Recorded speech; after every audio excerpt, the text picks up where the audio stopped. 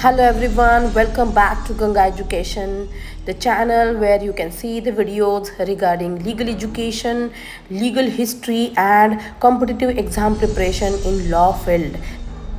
Today's topic of my video is types of evidence under Bhartiya Sakshya Adhiniyam. You know, we've all seen those dramatic courtroom scenes in movies where a lawyer jumps up and yells, "Objection!" But what does that even mean? What are they objecting to?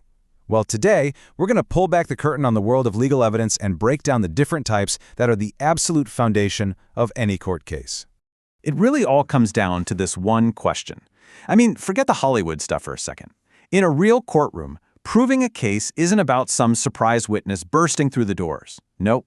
It's about carefully building an argument, piece by piece, using something called evidence. So let's dive in and figure out what that actually is.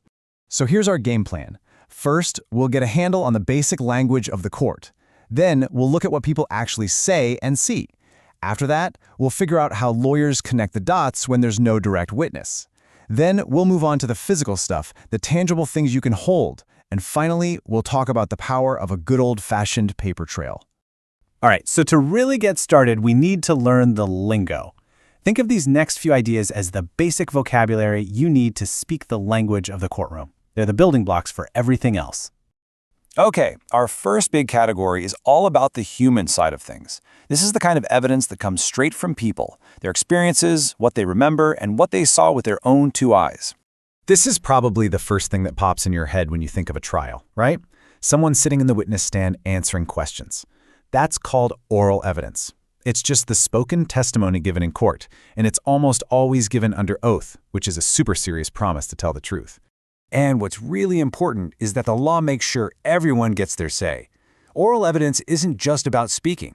Courts have to make it possible for witnesses with disabilities to testify, whether that's through writing things down, using sign language, or some other way.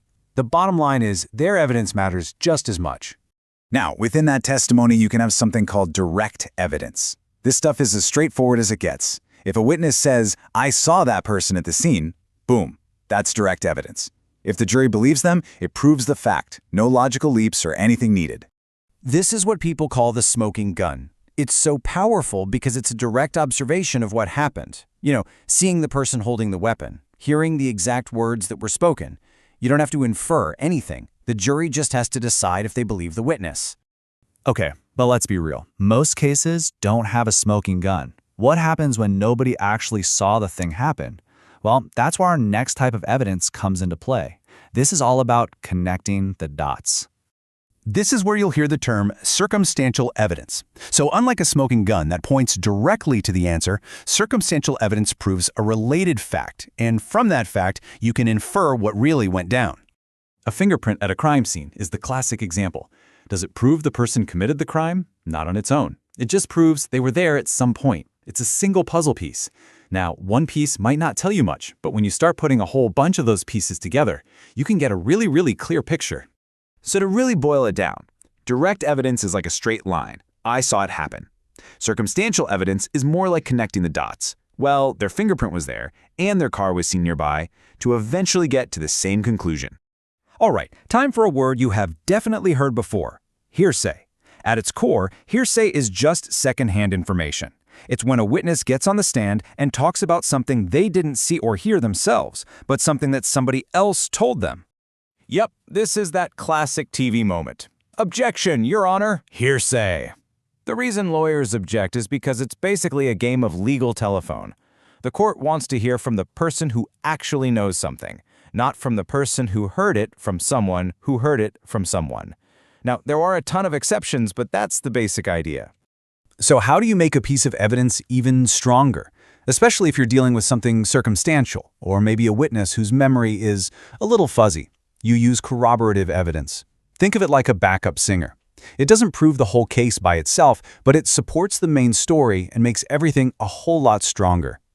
Here's a perfect example. Let's say an eyewitness points to a suspect. Well, if a DNA test then finds that suspect's DNA at the scene, that DNA is powerful corroborating evidence. It doesn't tell the whole story, but it makes that eyewitness testimony way more believable. Up until now, we've pretty much been focused on what people say, but a ton of cases are built on things you can actually hold in your hand. So let's switch gears from words to objects. This is what's known as real evidence. It's any physical, tangible thing that can be brought into the courtroom and shown to the jury. It's not a description of the gun, it's the actual gun. And this stuff can have a massive impact because it makes everything feel so much more immediate and, well, real. And the range of what can be real evidence is huge. It could be the actual weapon from a crime, a torn piece of clothing, or even a recording of a phone call. A lawyer still has to have a witness confirm what the object is and that it hasn't been messed with, but the object itself can speak volumes. And that brings us to our final category, which honestly can be just as powerful as a smoking gun or a DNA sample. I'm talking about the paper trail, the world of official records and documents. This is called documentary evidence, and it's pretty much what it sounds like. We're talking contracts, emails, letters, certificates, you name it. Documents can be incredibly convincing because they often show what people agreed to or what the facts were before any fighting started, which can make them seem a lot more objective than a person's memory. Now, with documents, there's a really important legal difference between the original and a copy. Primary evidence is the original document itself, the real deal. Secondary evidence is any kind of copy, and you better believe that courts will always prefer to see the original, mainly because it's a lot harder to fake or alter. But I mean, think about it. You can't just wheel the entire county records office into a courtroom.